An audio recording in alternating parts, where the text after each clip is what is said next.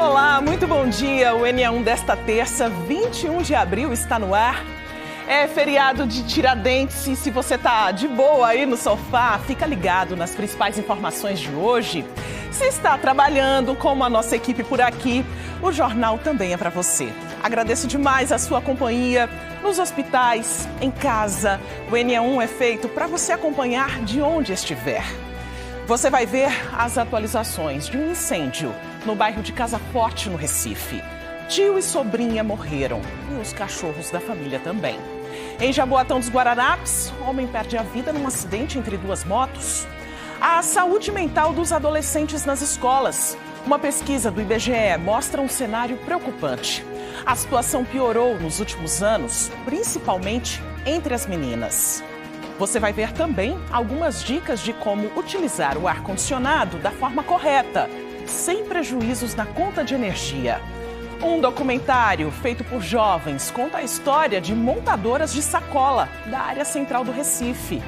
Um outro assunto é birra de criança. Qual é o limite, hein? Vamos tirar dúvidas.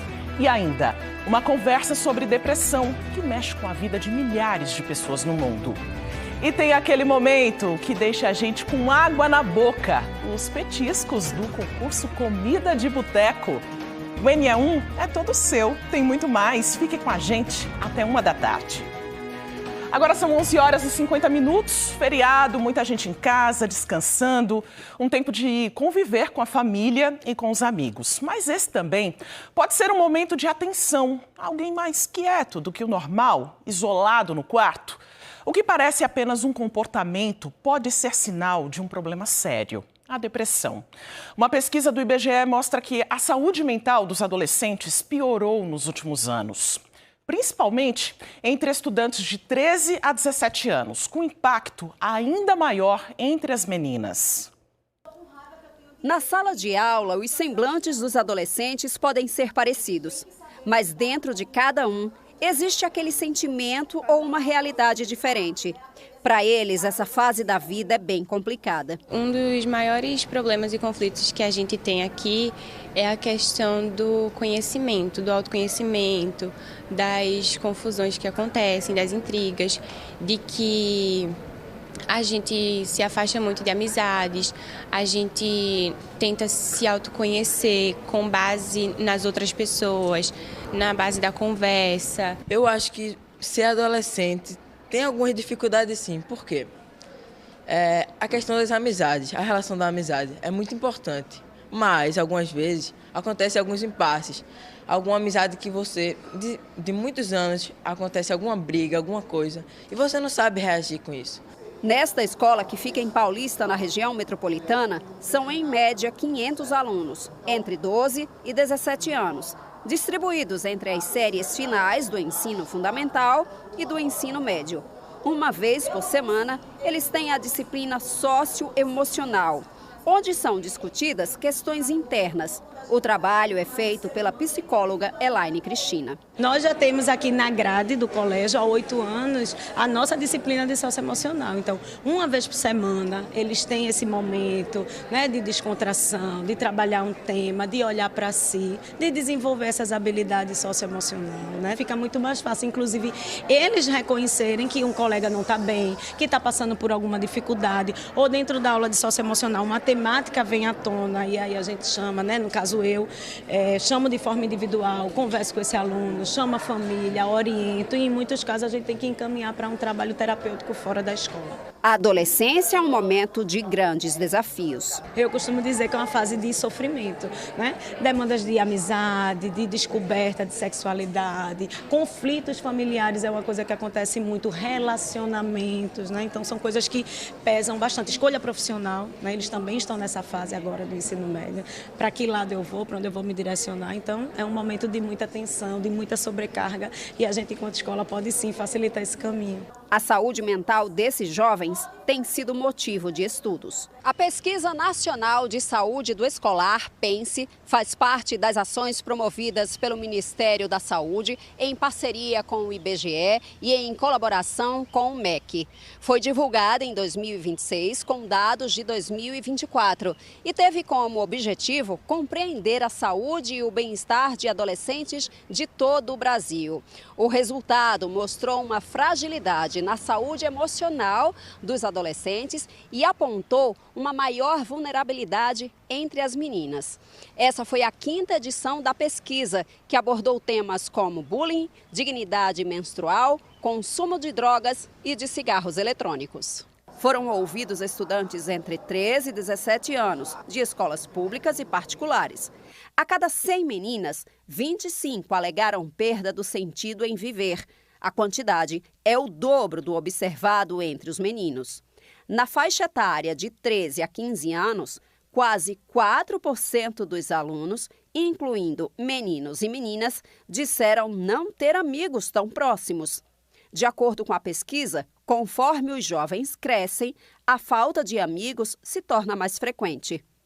No grupo entre 16 e 17 anos, esse número passou de 5%. Quase 29% dos estudantes relataram que se sentem tristes ou, na maioria das vezes, ou de forma constante. O percentual de meninas com um sentimento de tristeza chegou a 41%. Já o de meninos ficou em 16,7%. A saúde mental é tratada nesta escola, que fica no bairro da Várzea, no Recife, desde a educação infantil. Aqui estudam 800 alunos. Quando chegam nos anos finais do ensino fundamental, recebem um reforço com a disciplina Projeto de Vida. Na prática, o socioemocional vem através de dinâmicas, através de brincadeiras, através de uma conversa guiada. A gente não vai ser aquela disciplina conteudista que vamos sentar na cadeira, levantar a mão e eu explicando e nomeando os sentimentos. Não é assim. A gente aprende muito mais das nossas vivências, das nossas conversas, em dinâmicas, nos relacionando, para a gente conseguir desenvolver competências socioemocionais. Os alunos sabem da importância de receber esse conhecimento e de aplicar no cotidiano. Eu acho que é um espaço que a gente pode compartilhar alguns pensamentos nossos, a gente botar para fora aquilo que incomoda dentro da gente e poder desabafar mesmo com as pessoas, com os amigos.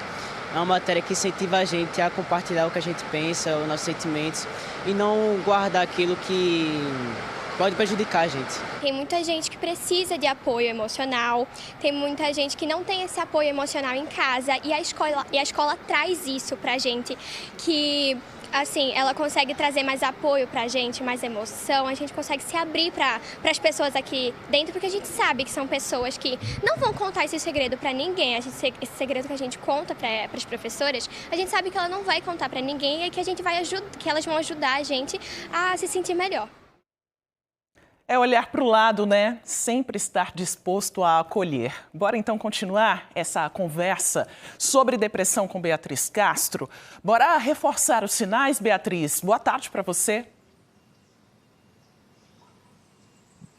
Oi, Maristela, boa tarde a todos. Eu estou aqui acompanhada pela médica psiquiatra Isla Queiroz, ela vai ajudar a gente bastante nessa conversa.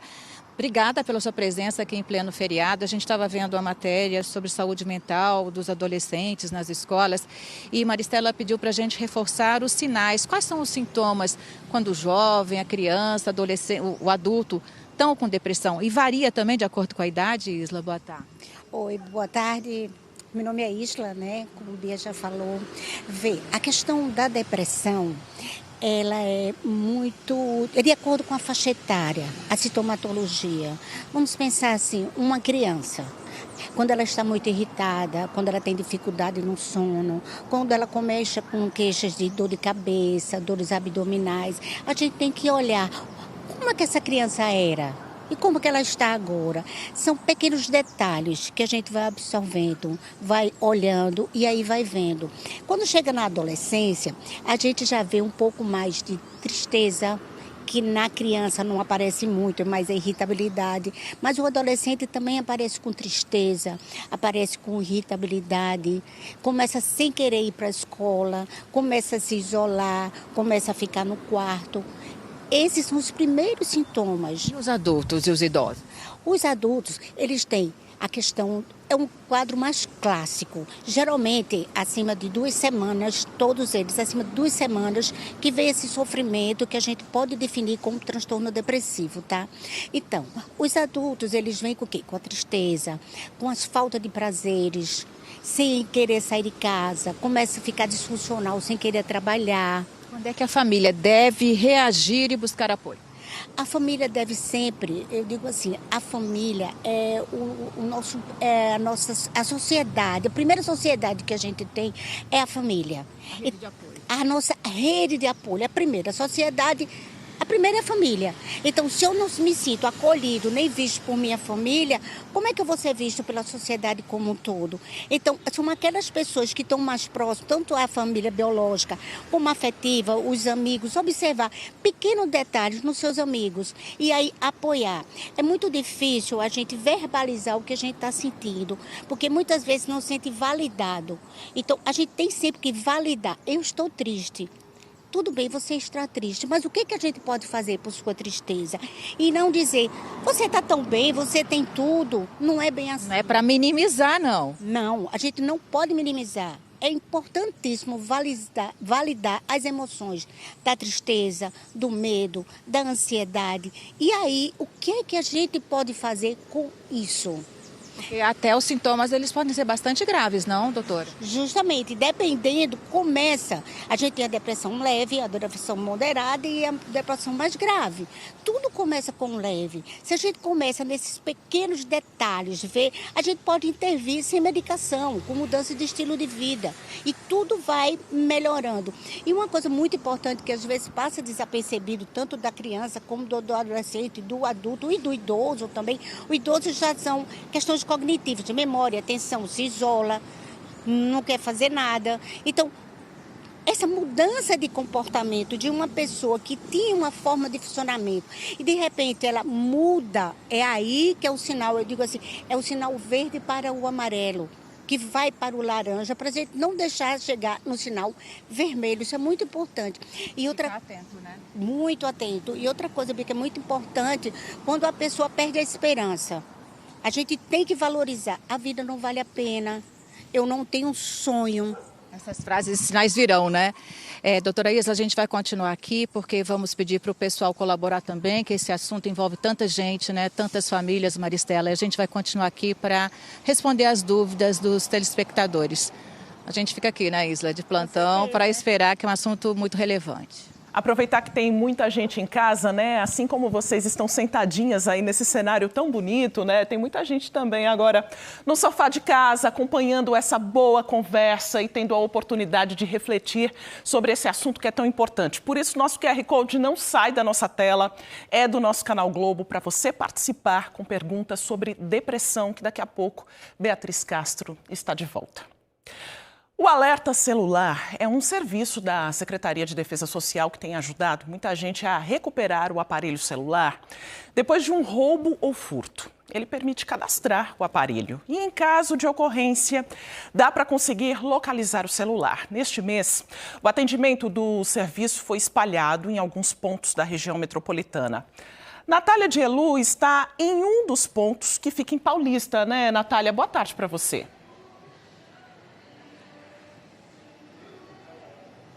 Boa tarde, Maristela. Boa tarde a todos. Eu falo ao vivo aqui do Shopping Northway de Paulista, que abriu agora há pouco, meio-dia. E esse atendimento está acontecendo aqui no piso L3, no 3º andar, onde fica a praça de alimentação. Então, quem desce do elevador vai encontrar esse espaço aqui que fica também perto da entrada do cinema. E o Alerta Celular vai estar com a equipe aqui fazendo esse atendimento, Polícia Militar, SDS. Aqui está Antônio de Castro, que é assistente de análise criminal e estatística da SDS, vai explicar para a gente como é que vai funcionar esse atendimento. Vocês vão cadastrar as pessoas? Boa tarde. Boa tarde, Natália. Boa tarde a todos que nos assistem. estamos aqui, né, para ajudar nesse cadastro, no alerta celular. É uma prevenção e ajudando o cidadão a cadastrar, tirar as dúvidas, e vamos continuar aqui até às 20 horas. Hoje também no Shopping Pátio. Hoje também tem atendimento lá no Shopping Pátio. Antônio, explica pra gente como é esse cadastro, porque aqui vocês vão auxiliar as pessoas, mas elas também podem fazer esse cadastro em casa, né? Ou até no celular ali, acessando. Isso mesmo, é rápido, fácil. Você acessa o site www.alertacelular.sds.gov.br e clique em cadastrar. O cidadão vai preencher os dados dele e colocar pelo menos 2 pessoas para contato, pode ser familiar, amigos próximos, para um eventual contato. Indispensável, né, Antônio, é usar o e-mail, né, colocar o e-mail, que é aquela informação que identifica o celular. Onde é que a gente acha? Como é que a gente faz para ver esse número? Isso mesmo, nós podemos ver na nota do aparelho, também na caixa do aparelho também é possível encontrar, e em configurações do aparelho ou digitando como se fosse uma ligação, asterístico Jogo da Velha, 06 Jogo da Velha. E aí vai ser exibido para você os códigos e-mail do dispositivo. Na prática, como é que funciona? Você tendo o seu celular cadastrado no alerta celular, você teve esse celular roubado ou furtado, tem a chance de recuperá-lo, né? Isso, tem sim.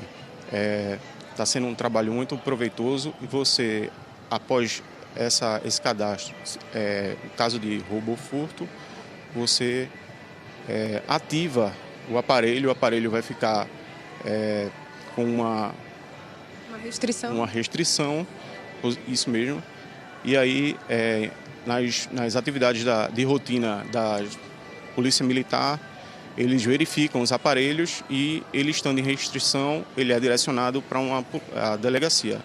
É muito interessante esse trabalho, porque de janeiro a março já são mais de 1.400 aparelhos recuperados, né? Desde o início do programa em 2017 já foram quase 89 mil celulares recuperados, então vale a pena fazer o cadastro nessa plataforma, nesse dispositivo, né? Que é uma parceria aí da Polícia Militar com a SDS. Hoje está aqui no Northway, também no Shopping Pátio, amanhã no TI Pelópi da Silveira e também na APE 15. A gente volta com você. Muito obrigada, viu, Antônio, Maristela. Ninguém quer passar por isso, né, Natália? Mas é sempre melhor prevenir, então faz o seu cadastro, de repente você vai passear aí no shopping, já está sabendo então que tem esse serviço disponível para você.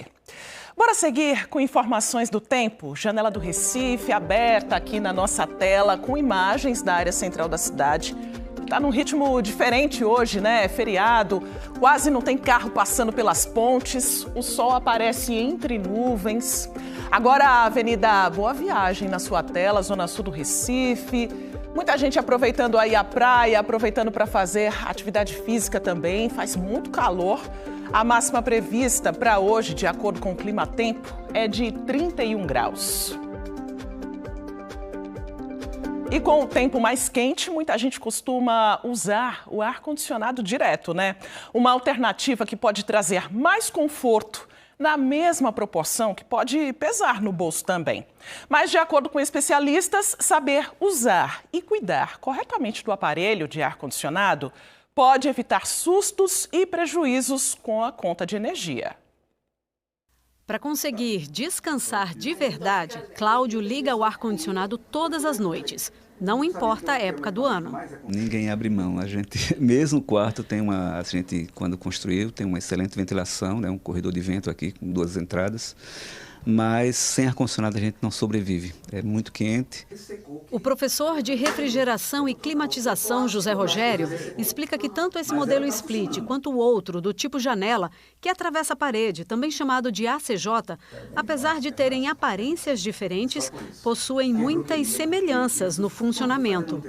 Questão diferencial é que o split ele proporciona uma questão de um conforto acústico melhor e disponibiliza a versatilidade de instalação. Cada pessoa tem uma preferência de temperatura e ela pode influenciar no gasto de energia do aparelho. Bora aproveitar então aqui o conhecimento de Rogério e tirar as dúvidas do próprio Cláudio, porque o tipo de aparelho, na hora da compra, você também ficou meio na dúvida assim, do que levar, né? É verdade, né? Chegou o tal do inverter, né? Era a novidade do mercado, que produzia, que era mais econômico, que refrigerava melhor. E tanto que eu substituí o do meu quarto, né, por um inverter, passei do meu quarto para o meu escritório. Mas a minha dúvida é, de fato o inverter é mais econômico do que o split normal? Bom, de fato, né, o split, esses aparelhos hoje em dia são dotados de uma automação que proporciona maior controle na temperatura do ambiente e também economia. Dessa forma, você consegue reduzir o consumo à medida que o quarto vai esfriando, o consumo vai diminuindo. Não tem mais aquela necessidade do aparelho trabalhar 100% no consumo, parar e depois voltar a funcionar. Tanto no de janela, hoje em dia, como no split, já tem essas tecnologias disponíveis. E claro, ao ligar, o ar-condicionado feche portas e janelas do ambiente. Isso também ajuda no melhor desempenho do aparelho. E tem mais orientações. Ô, Rogério, um aparelho que registra aí até 16 graus, mas não sei, consegue chegar até 16, até 18 graus? Dependendo da questão de projeto de instalação, dificilmente. E outra coisa, esses aparelhos não são projetados para trabalhar nessa temperatura. Eles são projetados para trabalhar na temperatura de conforto, entre 22 e 24 graus. 20 graus, coisa parecida. Então, a pessoa bota em 16 graus, 18 graus, ele vai tentar atingir aquela temperatura do ambiente, não vai conseguir e vai prolongar o funcionamento dele, acarretando aumento do consumo. Como é que eu escolho o melhor aparelho e a capacidade dele também, né? Porque tem a ver com o tamanho do cômodo. Existe essa, vamos dizer assim, história de calcular a capacidade do equipamento em função da área disponível. Mas existem outros fatores, principalmente para ambientes de uso corriqueiro ou então no dia a dia, que vão interferir, como iluminação, equipamentos elétricos instalados no ambiente, o tipo de construção, a localização daquele prédio, porque ele pode ser voltado para o nascente ou para o poente, tudo isso interfere na capacidade. Então, é bom sempre consultar um profissional capacitado para fazer o cálculo definitivo de carga térmica para isso. Além da questão da instalação ser bem adequada ao ambiente, a manutenção preventiva ajuda a manter o equipamento trabalhando em boas condições e manter também a qualidade do ar do ambiente. A limpeza do filtro semanal ou mensal é muito importante. E a manutenção do aparelho em si, completa, pelo menos uma vez no ano ou a cada 6 meses. Vai depender da frequência do uso desse ambiente. Existe na manutenção, quando a pessoa faz mensal ou anualmente, revisando a parte elétrica, reapertando terminais, ajustando os terminais de encaixe, verificando os componentes elétricos, isso vai ajudar a manter, a prolongar a vida útil do equipamento. Cláudio limpa os filtros e sempre chama um profissional para fazer as manutenções. Na deste ano, vai pedir ao técnico para retirar o aparelho da parede, por orientação do professor, que observou a infiltração. Porque você vê sinais de fungo, se tem aqui na frente, deve ter atrás. E o ar-condicionado, o que é que ele faz? Ele puxa o ar do ambiente, passa por dentro e joga. Então, ele está puxando também o fungo, jogando no quarto. A seguir, você vai ver como a alimentação pode influenciar no desenvolvimento e no tratamento da depressão. Tem pergunta? Manda para o nosso canal Globo, o QR Code está na tela. Um incêndio deixou tio e sobrinha mortos em Casa Forte. 3 cachorros da família também morreram. E ainda a gente atualiza o estado de saúde da jovem atropelada por um carro que desceu uma ladeira, desgovernado, em escada. Uma criança de 8 anos morreu ontem numa HR. O NE1 volta já, agora 12h12. A maior prova de amor e confiança que eu posso te dar. A verdade é que eu sou casada. Hoje, a nobreza do amor.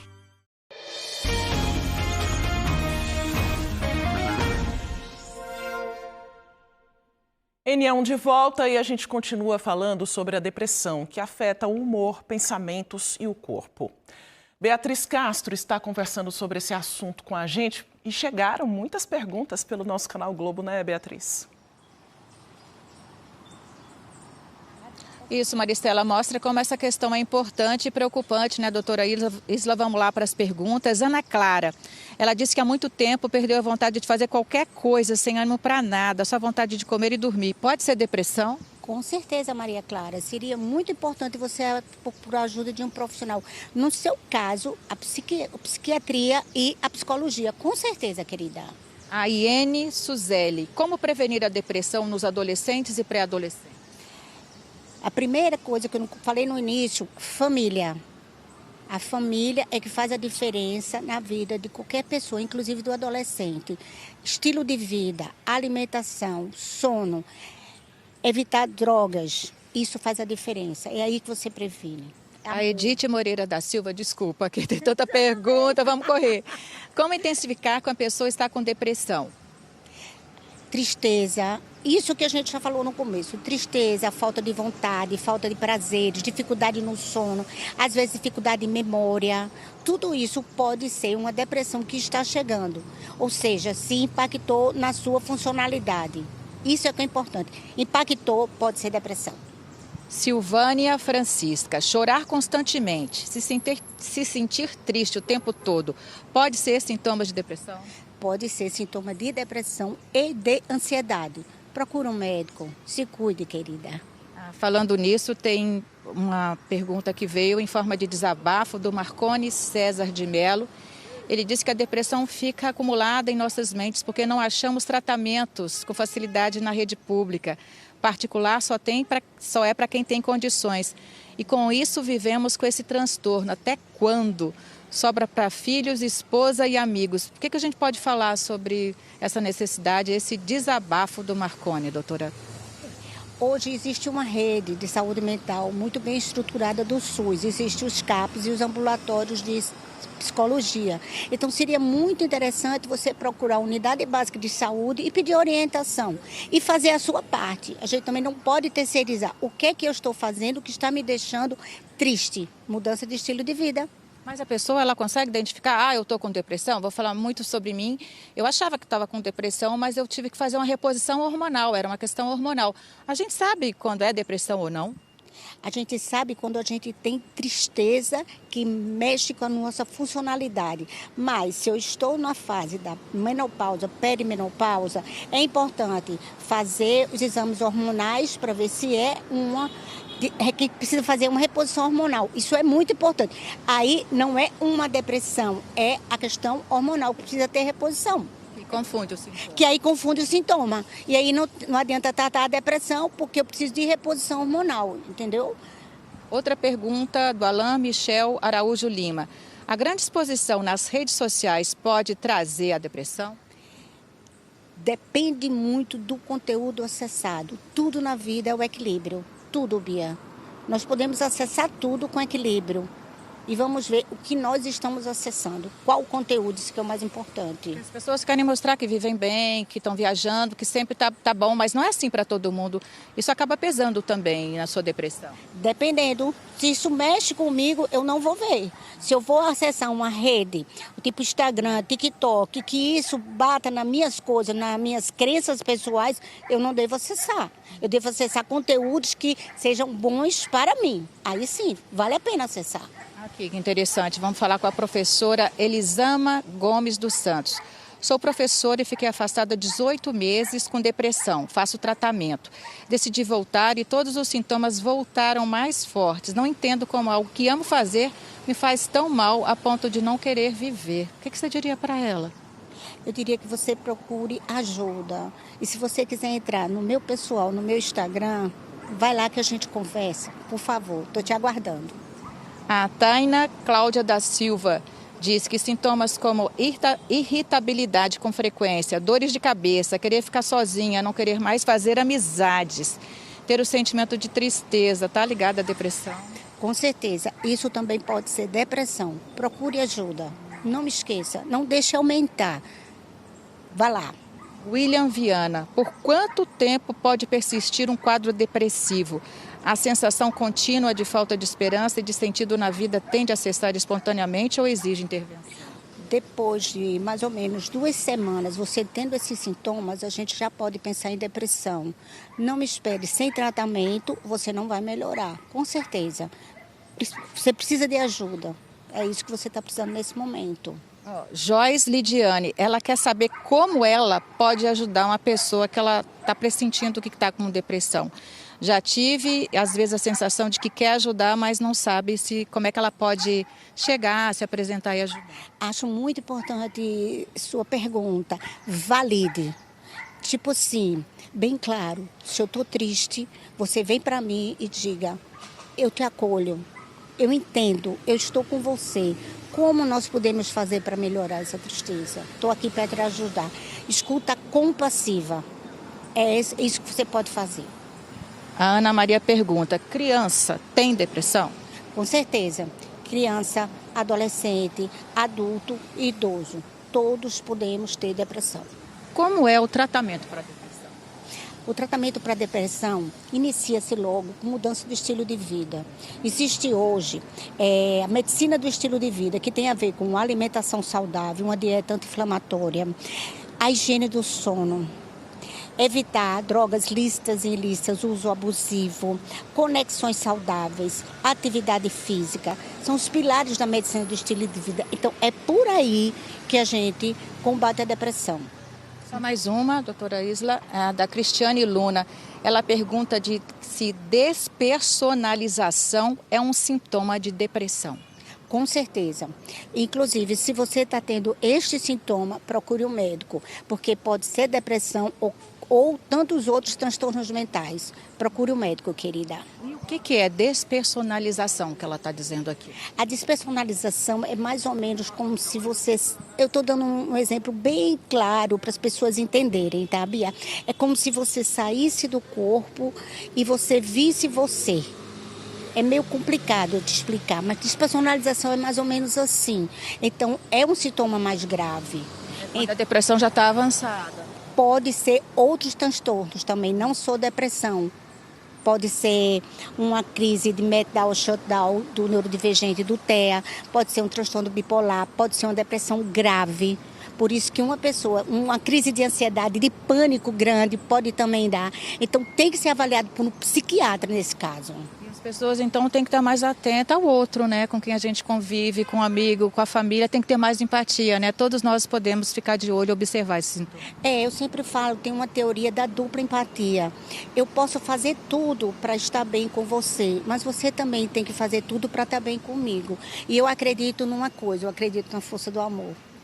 Obrigada, viu, por disponibilizar seu tempo, seu feriado. Espero que a gente tenha ajudado com esse papo, Maristela, que a gente vê que as pessoas realmente precisam de um aconselhamento, um pouquinho de carinho, um pouquinho de empatia, né? Não faz mal para ninguém. E conversa boa, necessária, hein, Beatriz? Quero agradecer demais as mensagens que chegaram. Mensagens de pessoas que abriram o coração aqui para a gente hoje, que colocaram aqui os seus sentimentos, as suas dificuldades. O NE1 também é esse lugar de acolhimento, de abraço. Espero que essa conversa boa que a Beatriz teve aí com a doutora Isla tenha chegado aí no seu coração e te ajude de alguma forma. Muito obrigada, viu, Beatriz? Vamos seguir com outras notícias. 2 pessoas e 3 cachorros morreram vítimas de um incêndio num apartamento no bairro de Casa Forte na madrugada de hoje. As vítimas eram tio e sobrinha. Moradores de prédios vizinhos tentaram ajudar a apagar as chamas, mas o fogo avançou rápido demais. O incêndio atingiu o apartamento 304 do Bloco A deste prédio, que fica na rua Samuel de Farias, no bairro de Casa Forte. Vizinhos disseram que o fogo começou por volta da meia-noite. Pai, filha e 3 cachorros da família estavam em casa. O homem conseguiu sair e pediu socorro. O tio da menina, que também mora nesse prédio, entrou no apartamento para tentar ajudar. Ele passou por mim, eu disse, tenha calma, me dê sua toalha molhada, que eu tinha molhado a toalha, ele... Foi com a toalha na cabeça e foi, mas não voltou.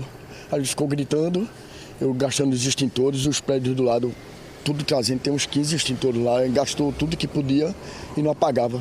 Tio e sobrinha não resistiram e morreram. Eles foram identificados como Hannah Kawais, de 17 anos, e Gustavo Kawais, de 50. Segundo os bombeiros, os 3 cachorros da família também foram encontrados sem vida dentro do apartamento. Este vídeo mostra o apartamento em chamas e o desespero das pessoas pedindo socorro. O fogo era muito forte porque essa porta, a da entrada, é que dá na cozinha. Se a cozinha fosse lá para dentro, a gente conseguia entrar nos quartos para tentar tirar a menina, que ele disse que estava. E o fogo aumentando e estourando, muita coisa caindo no teto. Tanto é que todo o hall, todas as portas do andar estão todas queimadas. E depois disso, eu acho que uns 40, 50 minutos, chegou o bombeiro. Em nota, o Corpo de Bombeiros informou que enviou 5 viaturas e 14 agentes para fazer o resgate. Segundo moradores, o socorro chegou mais de meia hora depois do início do incêndio. Pessoas dos prédios vizinhos correram para cá com extintores para combater as chamas. A Defesa Civil enviou equipes durante a madrugada e disse que o apartamento 304 e o apartamento vizinho foram interditados. Meu vizinho, eu sinto muito pela menina. O seu Brasil, eu ainda consegui tirar ele, mas eu não consegui tirar ela. E ele entrou e eu também não consegui. Pensei que ele ia voltar, eu tinha certeza. Tristeza, né? O colégio Casa Forte, onde Hannah Kawais, de 17 anos, estudava, emitiu uma nota de pesar pela morte da aluna. No texto, a escola ressalta uma forte característica da estudante, a solidariedade com os colegas. E lamenta a partida precoce dela, afirmando que toda a comunidade escolar está profundamente abalada. Os nossos sentimentos. E vai ser enterrado hoje à tarde José Lourenço, de 8 anos, que morreu atropelado na comunidade do Ferreiro, em Escada. Ele estava brincando na rua no último domingo, quando o veículo atingiu um menino e outras 3 vítimas. Evelyn ainda tenta entender o que aconteceu. Mãe de José Lourenço, de 8 anos, ela perdeu o filho ontem à noite no Hospital da Restauração. Abalada, cobra uma resposta da justiça. Quero justiça, primeiramente. Saber onde esses indivíduos estão, que a gente não teve notícia. A polícia não fala nada, não dá notícia de nada. E vai ficar por isso mesmo. Quero que impune esses 2 indivíduos que fez com meu filho. Destruiu o futuro do meu filho. Destruiu a minha vida também. Um menino de 8 anos era amado por todo mundo. E destruíram minha vida. A minha vida está acabada. Destruíram o sonho do meu menino. José Lourenço Nascimento da Silva estava brincando na rua quando foi atropelado por uma caminhonete. A família aguarda agora a conclusão do laudo pericial. Mandou a gente vir diretamente para aqui com o pessoal da funerária, que eles iam resolver e dar o laudo do que foi a causa da morte dele, porque lá constou que era atropelamento. Aí fez o boletim com a polícia daqui do Recife, um novo boletim, para eles entrarem em contato aqui com o pessoal. O atropelamento aconteceu no domingo à noite, na comunidade do Ferreiro, em Escada, na zona da Mata Sul. Os moradores contam que a caminhonete desceu a ladeira descontrolada, atingiu um grupo de jovens que estava na rua e bateu em um poste. 4 pessoas ficaram feridas. 2 receberam alta, mas Lourenço e uma jovem de 20 anos foram levados para o HR. Denise, tia de Lourenço, é prima de Maria Eduarda Arcelino, vítima que permanece em estado grave no Hospital da Restauração. Tivemos pouca notícia, porque não tinha médico para dar informação do estado dela. Ela está na UTI, em estado grave, na sala vermelha. Não pode entrar, entra, passa 20 minutinhos no máximo e sai. Tinha uma médica, ela deu informação da parte de baixo, disse que o estado dela era muito crítico e o parecer mais importante era o do neuro. Só que não tinha neurocirurgião para dar nenhuma informação. O acidente trouxe à tona uma cobrança antiga da comunidade. A instalação de um quebra-molas na ladeira, que para os moradores poderia reduzir a velocidade dos carros por ali. A Prefeitura de Escada não atendeu o pedido até hoje. A gente pediu quebra-mola. Pediu para quem? Como é que eu posso falar? O pessoal que estava fazendo, eles disseram que não... Da Prefeitura? Sim, exato. Eles disseram que não podia fazer, quem tinha que fazer era a comunidade. Moradores de Escada fizeram um protesto contra a morte de Lourenço ontem à noite. Foi no quilômetro 124 da BR-101. A pista foi bloqueada no sentido Palmares, provocando muito engarrafamento. A Polícia Rodoviária Federal precisou intervir para liberar a rodovia. Existe a suspeita de que o motorista Josenildo Oliveira da Silva, de 48 anos, estivesse bêbado. Moradores contaram à PM que ele e o amigo que estava no carro apresentavam movimentos lentos e falas desconexas. A Polícia Militar diz que não pôde colher maiores informações sobre a embriaguez, pois o envolvido estava debilitado. A Polícia Civil ainda não divulgou se foram feitos exames para verificar se Josenildo Oliveira da Silva havia ingerido bebida alcoólica antes de atropelar as pessoas. Até hoje de manhã, ele permanecia sob escolta policial no Hospital Getúlio Vargas, no Recife, onde aguarda a audiência de custódia. Enquanto espera por justiça, Evelyn se agarra às lembranças do filho. Agora o que fica é o silêncio de uma infância interrompida cedo demais. Ele era um menino muito alegre, muito amoroso. Ele gostava muito de brincar com os amiguinhos dele. O estado dele na escola era ótimo, não tinha reclamação dele na escola. Era um menino doce, que todo mundo amava, meu filho. Desde ontem, nós estamos insistentemente perguntando para a Prefeitura de Escada se foi registrado o pedido da comunidade do Ferreiro por um quebra-mola na ladeira. Perguntamos também por que não foi instalado o redutor de velocidade que, na opinião dos moradores, poderia evitar uma tragédia como essa. Mas até agora a Prefeitura não respondeu. A Polícia Civil de Pernambuco não informou se no hospital foi feito exame para identificar se o motorista da caminhonete estava sob efeito de bebida alcoólica. A assessoria do Tribunal de Justiça de Pernambuco não soube informar se o motorista da caminhonete, Josenildo Oliveira, recebeu alta do hospital e se passou por audiência de custódia. O Hospital da Restauração não informou se a vítima, Maria Eduarda Celestina, de 20 anos, que segue internada, passou por consulta com um neurologista. De acordo com familiares, José Lourenço será enterrado hoje, às 4h, no cemitério São Luís, em Escada. Um homem morreu depois de um acidente entre duas motos em Jaboatão dos Guararapes. A batida aconteceu por volta das 4h de hoje, no pontilhão da Avenida Agamenon Magalhães, no bairro de Cavaleiro. A vítima, o motociclista Rivaldo Barbosa de Lima, de 55 anos, não resistiu aos ferimentos e morreu no local.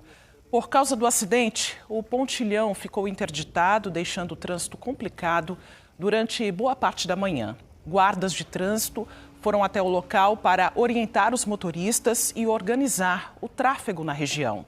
O corpo de Rivaldo Barbosa de Lima foi levado para o IML do Recife.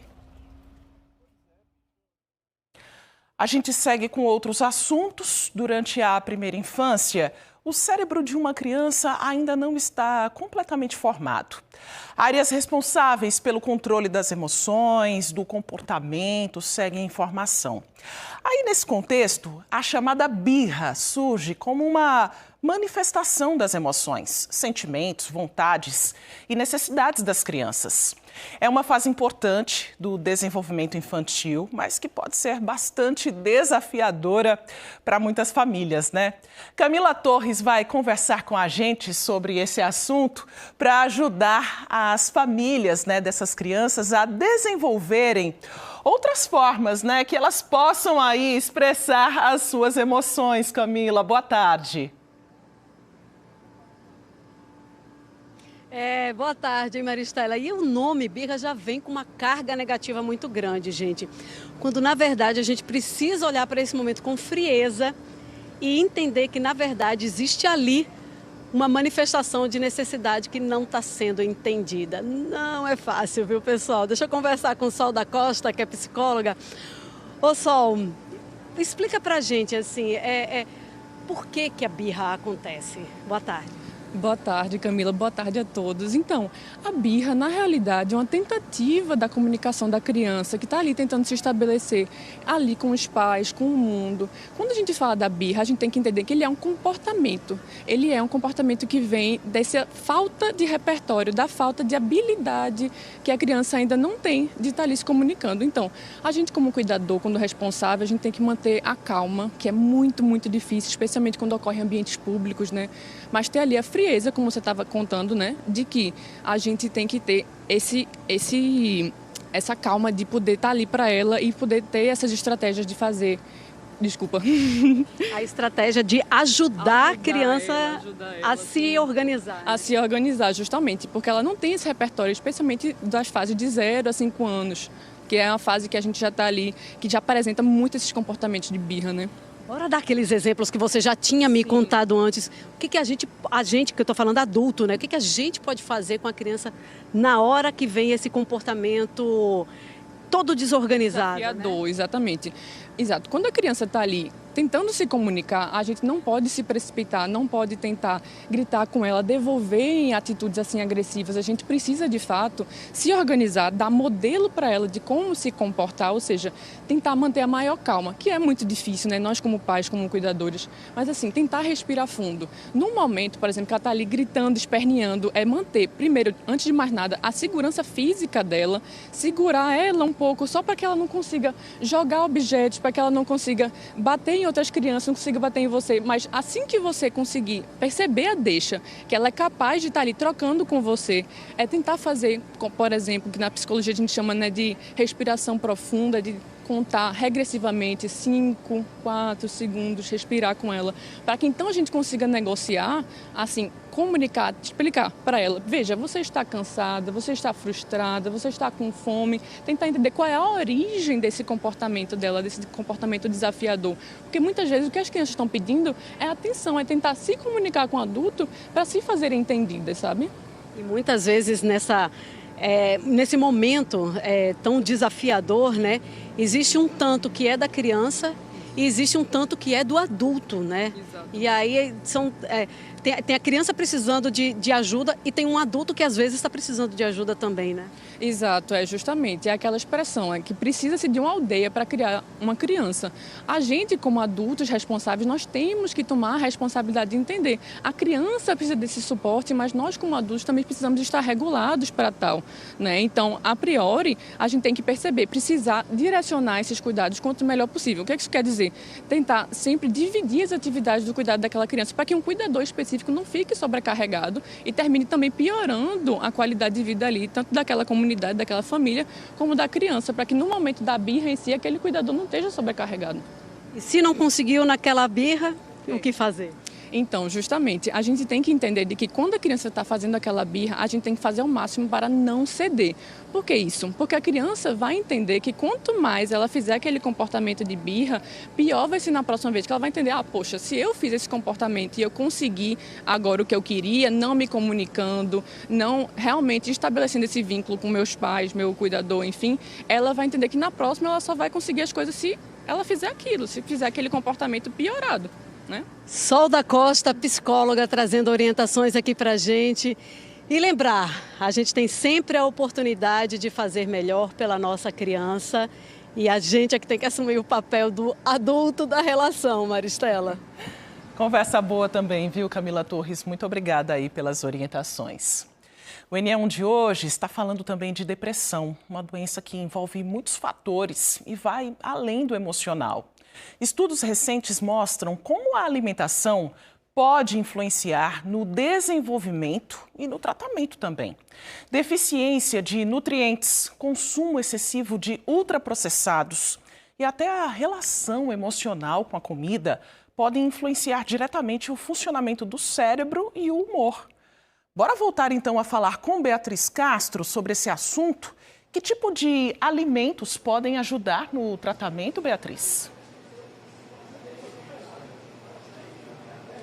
Oi, Maristela, tem uma lista muito interessante que eu estava aprendendo aqui com a nutricionista e neurocientista Diana Lemos e ela vai dizer para a gente essa lista. A lista para a gente tentar prevenir a depressão. O que está no topo? Boa tarde, obrigado por estar aqui em pleno feriado com a gente. Boa tarde. Para que a gente tanto prevenir como também diminuir os sintomas e as sensações, né, dos transtornos psíquicos, principalmente depressivo, a gente não pode esquecer de colocar na nossa lista sempre sementes oleaginosas como nozes, amêndoas, amendoim, castanha do Pará, castanha de caju, que são ricos em magnésio, zinco, que produzem serotonina, que é aquele hormônio do bem-estar, da felicidade. E para produzir, a gente precisa ter esses alimentos sempre na nossa dieta. E porque a gente tem que cortar, que sabe que se comer vai ativar mais os sintomas da depressão. A gente precisa cortar o que nós chamamos na nutrição de ultraprocessados, né? Que são alimentos que são embalados, enlatados, né? Que tem muito conservante aditivo, biscoitos embutidos, salames, peixes enlatados, carnes enlatadas. Por quê? Porque eles inflamam, né, o nosso corpo e principalmente eles inflamam o nosso intestino. E o intestino está muito relacionado com a saúde cerebral. Então, quando a gente tem muito ultraprocessado na nossa dieta e não tem outros alimentos protetores, principalmente, isso pode causar mais sintomatologia da depressão. Você estava me dizendo que a gente pode até confundir, às vezes, os sintomas de uma nutrição mal feita, de uma alimentação pesada, com sintomas da depressão, é isso? Isso. A gente já tem visto nos consultórios, nas pesquisas científicas, a deficiência de vitamina B12, de vitamina D e de magnésio, que a sintomatologia dessa deficiência é um cansaço extremo, uma desmotivação, até dificuldade de pensar, de produzir, que muitas vezes, né, como eu sou terapeuta também, a gente até confunde com questões emocionais de fundo depressivo. Mas quando a gente trata todas essas deficiências, aos poucos, alguns desses sintomas vão se suavizando e a gente pode investigar melhor realmente se existe um fundo psíquico ali relacionado. Mas só o alimento não vai curar a depressão, não? De jeito nenhum. Na verdade, na atualidade, a gente tem que considerar que o ser humano ele é uma tríade, né? Cérebro, mente e corpo. Nenhum deles anda sozinho. Então, a gente tem que cuidar, sim, do corpo, a gente tem que cuidar da saúde do cérebro, mas a gente tem que tratar a mente, que é a causa fundo da depressão. Então, é uma complementariedade nesse tratamento. Então, as terapias são sempre o melhor caminho para que a gente trate realmente o fundo psíquico desse processo depressivo. Isso cientificamente está comprovado, né? Se a gente cuidar bem do intestino, vai bem também para a saúde mental. Comprovadíssimo, né? Muitas pesquisas e cada vez mais pesquisas e correlações que a gente vê dentro dos nossos consultórios hoje. Realmente, a gente trata o que nós chamamos de disbiose intestinal, que é um processo inflamatório intestinal que é muito benéfico para a saúde do cérebro, na verdade, para evitar o processo inflamatório dos nossos neurônios. E aí o cérebro ele fica mais lento, né? E junto com a dor psíquica emocional, um cérebro que também não consegue organizar isso, né? A gente só vai potencializar, né, os sintomas tanto da depressão como da ansiedade. Então, começa no corpo, para o cérebro e afeta a mente como um todo.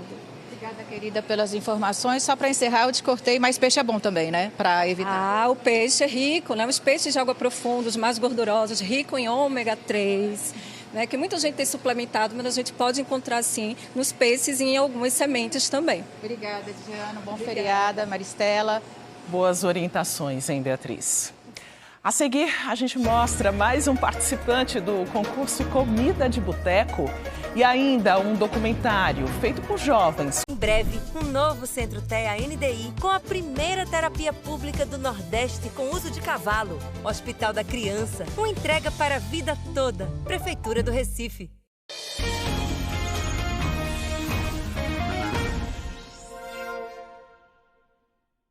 Enião de volta e começa daqui a pouco em Olinda uma feira que promete produtos com descontos generosos para quem está esperando a chegada de um bebê. Camila Torres está no Centro de Convenções, vai mostrar as promoções para a gente. Soube que tem produtos a partir de 10 centavos, Camila, é isso mesmo? Tem, de 10 centavos e eu já vim direto neles para poder mostrar. Estou aqui com Igor René, que é um dos expositores. O que está por 10 centavos, Igor? Rapaz, não é um produto só, não. Eu tenho essa diversidade todinha aqui de 10 centavos. Eu tenho o pazinho de meia antiderrapante de 10 centavos. Eu tenho babador liso estampado dupla face de 10 centavos. Eu tenho o kitzinho, touquinha, luvinha e sapatinho, tanto masculino, tanto neutro, quanto feminino. O trio por 30 centavos, 10 centavos cada peça.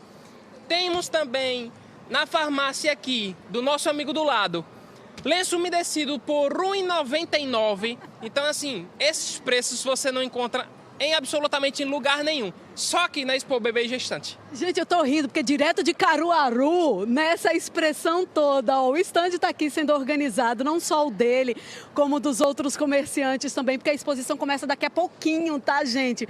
Às 2h da tarde. Inclusive, já tem peça para Copa, desde o recém-nascido para já entrar nesse clima de torcedor, né, Igor? Isso, a gente tem peças da Copa a partir de R$15, variando de 15 até 43 por 100.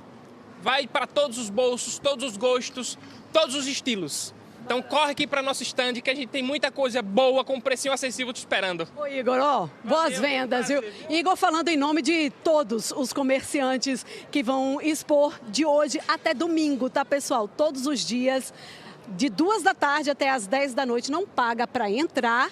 Então é só vir tua peça mais barata. A minha peça mais barata, ela tá de R$17, sendo que a gente tem peça a partir de R$1,87. Olha só, R$1,87 porque é o que está na promoção. E a gente pode dividir a peça no cartão, ela fica em 9 vezes de R$1,87. Tá entendendo? É o valor dividido. Dividido, é.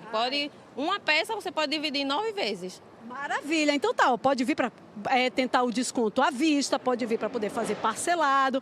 Maravilha. Tem gente, ó, produtos de várias áreas. Se você quiser móveis, tem. Se você quiser produto para gestante, para mulher, tem também. E é por isso que eu vim para cá, ó, para poder conversar com o Osmar Gil, que é o organizador da feira, nesse stand aqui, que é voltado para a mulher que está grávida, né? Então, Osmar, o que pensar para o momento da gravidez e ali para a criança até uns 3, 4 anos de idade, encontra aqui, não é isso? Boa tarde. Boa tarde, boa tarde. A Expo Bebê Gestante é o maior evento infantil da América Latina hoje, né? Mais de 112 mil pessoas. E esse evento a gente tem um saldão anual com mais de 350 lojas. E realmente, como você falou, tem todo tipo de produto aqui para a família, né? Além da gestante, da mãe, você encontra roupas femininas, masculinas, bijuterias. Tem até empresas que vendem carros, por exemplo, aqui, né? Energia solar, para poder aproveitar esse grande massa de público aqui que a gente tem aqui na feira, inclusive a entrada franca. Eu até falei para vocês, pessoal, que tem uma variedade grande de produtos, até 3 anos de idade, mas assim, eu estava conversando com alguns comerciantes que me disseram assim, ó, eu trouxe produto para criança de até 3, 4 anos, mas eu pego encomenda. Então você pode aqui fazer o contato com o comerciante e fazer o seu pedido para ele poder ser entregue depois. Bora falar da programação também de palestras, Osmar, porque tem aqui a parte de comércio de produtos, sim, mas tem uma parte da programação que é de graça, sim, também, para que as famílias venham para cá para ter mais conhecimento sobre esse momento da vida, né? Sim, informação é tudo nesse momento para a mãe, que a maioria das mulheres hoje tem poucos filhos, né? Tem 1 filho, 2 no máximo, né? Então a gente tem uma sala de palestras aqui totalmente gratuita, você ainda ganha uns brindezinhos ainda. Todo dia, 4 da tarde, às 6 horas, temos um ciclo de palestras. Tem psicólogas, tem palestras sobre amamentação, sobre os cuidados do bebê, sobre, por exemplo, doula, partos humanizados, uma série de palestras que você pode encontrar no nosso site e no Facebook, Instagram, Feira de Bebê Recife. Inclusive você vai ter lá a palestra e a relação das duas matérias. Então me ajuda com aquele ping-pong aqui.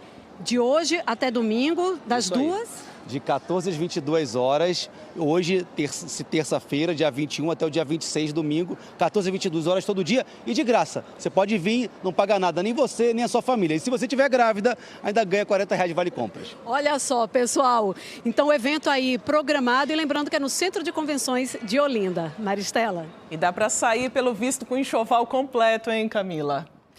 Chegou a hora da gente se deliciar com os petiscos do concurso Comida de Boteco. A lista com os 51 bares e restaurantes que estão concorrendo ao título de melhor boteco da região. Você encontra no G1 Pernambuco, apontando a câmera do seu celular para o QR Code que está aparecendo aqui na tela. Os estabelecimentos são do Recife, Olinda, Camaragibe e Jaboatão.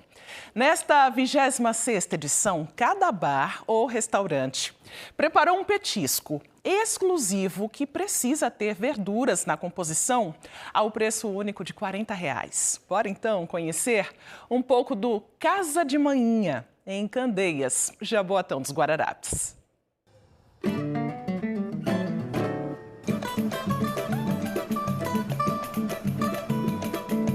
Eu sou Joana Monteiro, sou do Casa de Manhã Comedoria e nós somos localizados em Candeias. Casa de Manhã é uma homenagem à minha avó, que já é falecida já, mas que foi o grande amor da minha vida e da vida da nossa família. E a gente criou esse nome para homenageá-la, porque a gente chamava ela de Manhã. Esse ano a gente faz 10 anos, mas a gente começou, né, lá no início era um food truck. Tivemos 10 meses de food truck e partimos para ser um restaurante. E estamos aí, já passamos por uma pandemia e por várias adversidades, mas estamos de pé. Hoje a gente tem, trabalhando com a gente da família, a minha irmã, né, que assumiu a cozinha, junto com o meu sócio, a Daniele e o Eli. Os desafios é ter resiliência, ter paciência, né, insistir, persistir. Não é um segmento fácil, mas o Casa de Manhã é conhecido como um restaurante de alta qualidade, de boa comida, né, de boa apresentação, de bom atendimento. Então, esses desafios às vezes se tornam pequenos diante de tanta qualidade que a gente trabalha. É como eu costumo brincar com meus clientes, eu não gosto de cliente, eu gosto de fã. Não é à toa que a gente está no nosso prato esse ano com a bandeirinha de fã Casa de Manhã, porque o fã ele não lhe abandona nunca, ele está sempre do seu lado. A alegria de receber as pessoas da nossa casa, né? De servir uma boa comida, de ver a satisfação do cliente em provar, em nos elogiar, em estar do nosso lado. Falar do meu petisco é muito fácil. Ele está uma delícia esse ano, está sensacional. É um dadinho de tapioca, de queijo provolone, queijo coalho, linguiça e alho poró.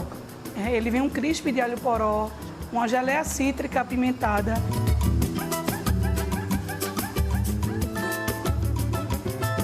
É um sonho vencer o comida de boteco. Comida de boteco é a Copa do Mundo dos bares, né?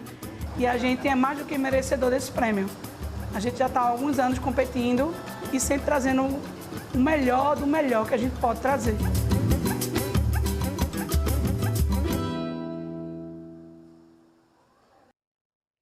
Mulheres de uma comunidade do Recife ganharam um documentário sobre a atividade que elas desempenham todos os dias para garantir o sustento da família.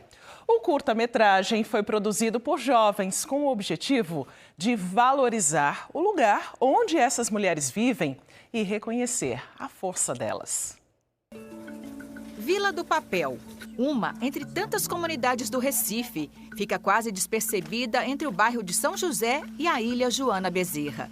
Mas é só percorrer suas ruas estreitas, observar as calçadas e entrar em algumas casas para perceber de onde vem o nome do lugar.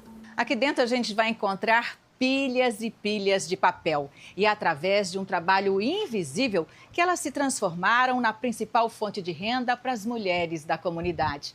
A gente vai conhecer o trabalho das montadoras de sacolas. É um trabalho repetitivo, feito manualmente. O papel impresso vem das gráficas e é distribuído para as donas de casa, que ganham por produção.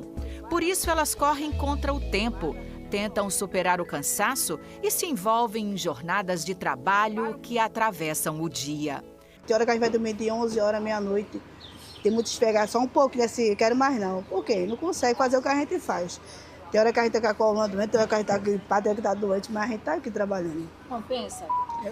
Recompensa. Tem hora que eu pago o aluguel, eu tiro também para pagar o aluguel, eu recebo Bolsa Família também. A gente tudo daqui vai se divertindo quando a gente tiver, tá com dinheiro bom.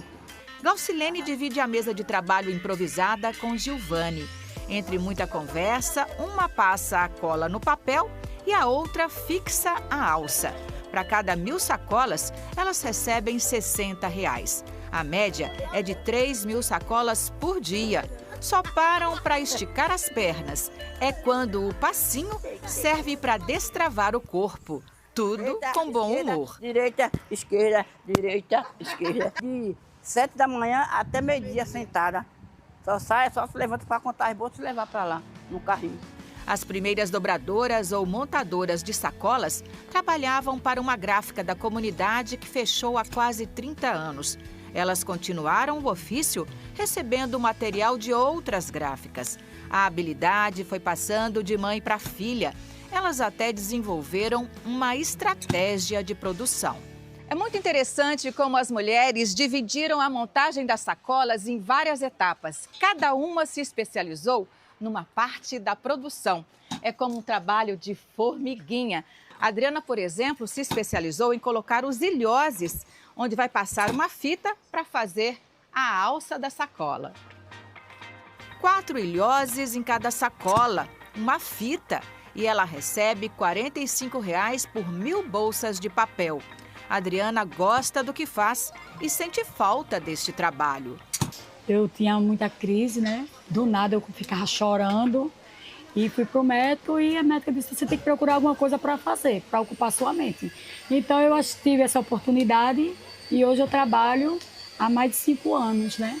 Não é toda vez que eu trabalho na máquina, só quando tem, mas eu geralmente trabalho mais no cordão. E você gosta desse trabalho? Gosto, me ajuda muito. Ajuda como? Assim, né? Em casa, né? Daqui eu tiro o meu aluguel, tiro as coisas que eu preciso, a despesa dentro de casa. No dia que não tem, eu sinto falta. Sério? Eu trabalho de domingo a domingo. Mesmo que não tenha, pronto, é para entregar segunda, é para terminar hoje, mas eu não termino para trabalhar o sábado e domingo. Eu sinto falta quando não tem serviço. Essa realidade das mulheres da Vila do Papel não escapou do olhar de um grupo de jovens da comunidade. Com um celular na mão e um roteiro na cabeça, eles retrataram a história das dobradoras de papel num curta-metragem chamado Dobrando Destinos. Assim, cada pessoa tem a sua função. A estreia foi debaixo do viaduto Capitão Temudo, que agora é um espaço de cultura e lazer. Parentes, amigos, a vizinhança toda foi conferir. A noite de reconhecimento foi um tributo às mulheres incansáveis da comunidade. A Vitória é uma das protagonistas do curta.